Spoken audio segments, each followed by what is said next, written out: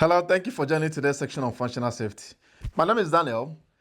This is part 4 of the series where we're discussing IEC 61511 Explained for process plant managers. In our previous section, we talked about one of the key concepts, that's the SEAL level. So today we'll be discussing SIS, Safety Instrumented System, which is a key concept you need to understand. Safety Instrumented System is an independent automated system designed to detect hazardous conditions and take action. And that action is to move the process or the equipment to a safe state, which could be to shut down the process or equipment and vice versa.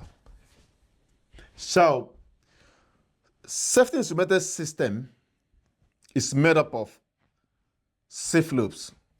Safe is safety instrumented function. So SIS, safety instrumented system, is made up of safe loops. And safe loop is made up of 3 subsystems: the sensor subsystem, the logic solver subsystem, and the final element subsystem. Example of sensor subsystem could be level sensor, then the logic solver controller, like the safety PLC, can even be safety relay, like the PILs and other ones. Then the final element subsystem, like your ESD valve, your SV valve.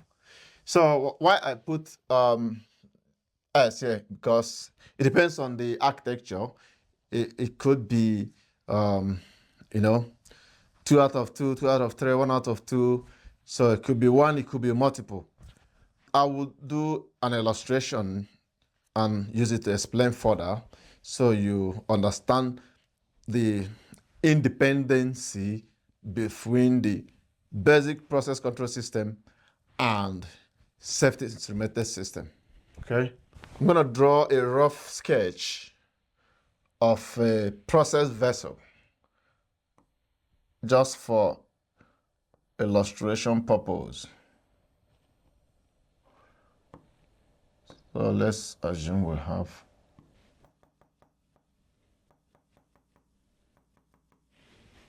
okay. I know this is a rough sketch, but it should be sufficient to highlight some points, okay? So let's assume this is our tank TK101.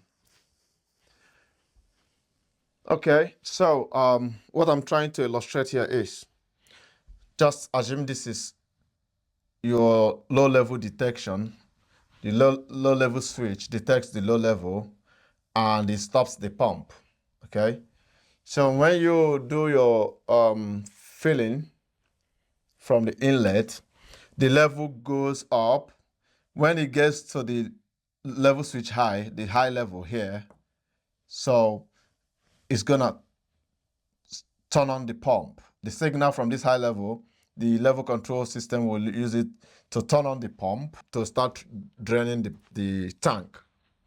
Now, what happens if this guy fails? If this level switch high, the high level switch, if it fails, what happens? So the process fluid will keep increasing, and when it gets to this point, the high level switch will detect it, okay? When it detects it, the SIS logic, the logic solver, will shut down the valve here to make sure that there's not going to be further inflow to the tank.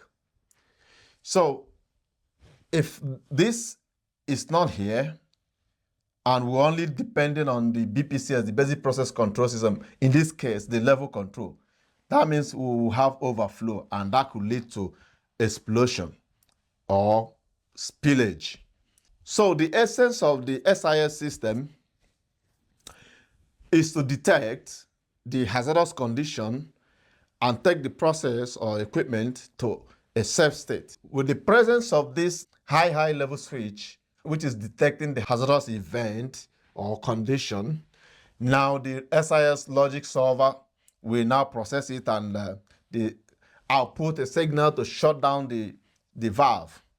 In doing this, we've reduced the risk to a tolerable level, meaning we'll save the operators, that's the personnel within the facility, we'll save the environment, we'll save the asset as well. Okay, I believe with this, it gives a more clarity about SIS and the safe loops. So just to recap, remember, SIS is made up of safe loops, safety instrumented function loops. And a safe loop is made up of three subsystems: the sensor subsystem, the logic solver subsystem, and the final element subsystem. I hope you enjoyed the section. Thank you for your time. See you on the next one. Cheers.